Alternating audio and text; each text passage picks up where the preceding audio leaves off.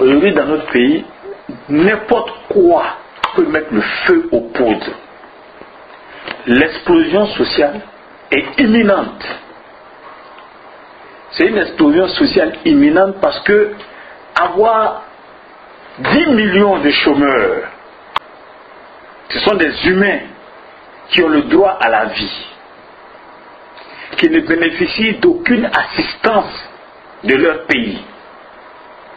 Il n'y a pas de revenu minimum, il n'y a pas de bénéfices, il n'y a pas de RMV, revenu minimum vital, ou de revenus d'insertion.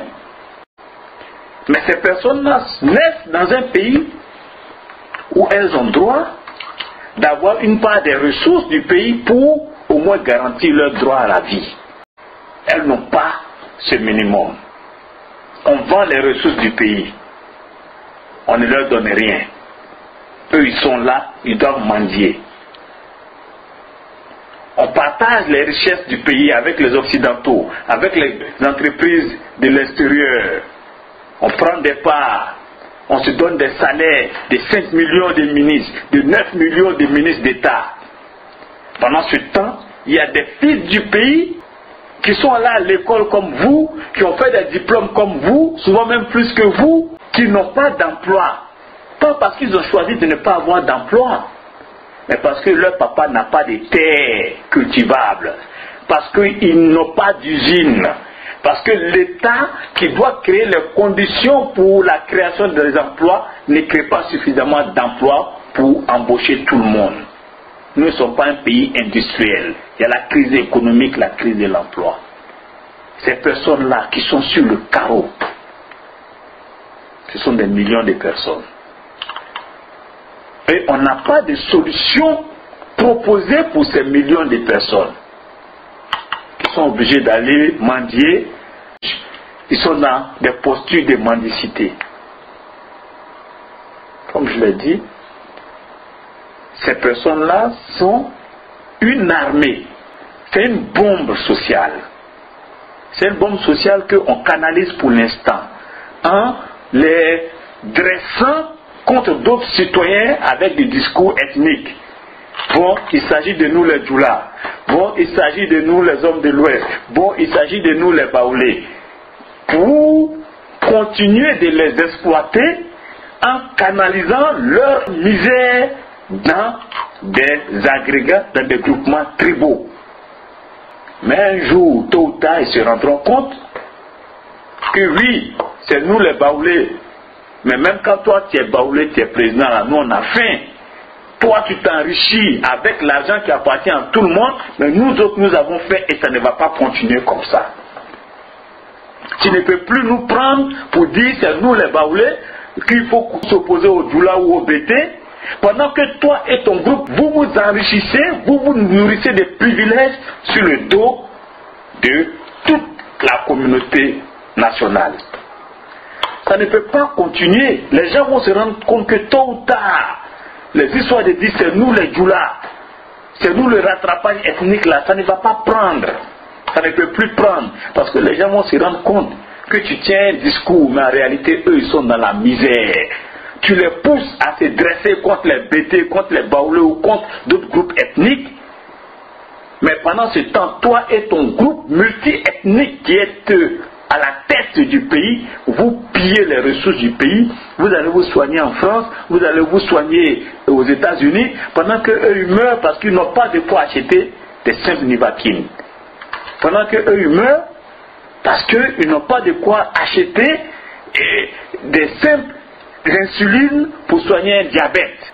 Ce pays-là est sur une braise ardente. On peut retarder l'explosion de ce magma social.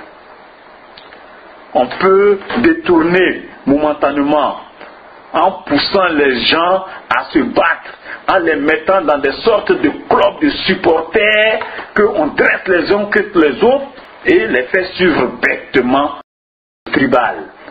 Mais ça peut un jour ne plus marcher. Ce disque risque d'être rayé tôt ou tard. Et les gens vont se soulever. Au moment où les gens vont se soulever, Il ne faut pas qu'on soit vu comme ceux qui ont participé à l'entreprise de pillage des ressources et de maintien de ces millions de citoyens dans la misère. C'est pourquoi, depuis toujours, je me garde de participer à ce genre de rendez-vous de partage des gâteaux. Je me garde de participer à ces noces de partage des gâteaux d'un pays qu'on a mis en pâture. Je ne veux pas faire partie de ceux qui ont trahi le peuple. C'est pourquoi souvent, il faut accepter les difficultés de l'exil et de la marginalisation quand la majorité politique est en train de s'empiffrer sur le dos du peuple. Il faut accepter la traversée du désert avec le peuple. Et ceux qui pensent qu'ils sont dans le bonheur de l'exploitation et du pillage du peuple peuvent connaître une fin dramatique. On a vu les dictateurs en Tunisie, on a vu les Moubarak en Égypte. La triste fin qu'ont connue ces dictateurs devrait amener les uns et les autres à comprendre que quiconque trahit le peuple, quiconque fait subir au peuple les souffrances les plus atroces, peut connaître une fin tragique. Ils peuvent retarder le soulèvement populaire. Ils peuvent le retarder en poussant les populations dans des guerres fratricides ethniques, en les dressant les uns contre les autres.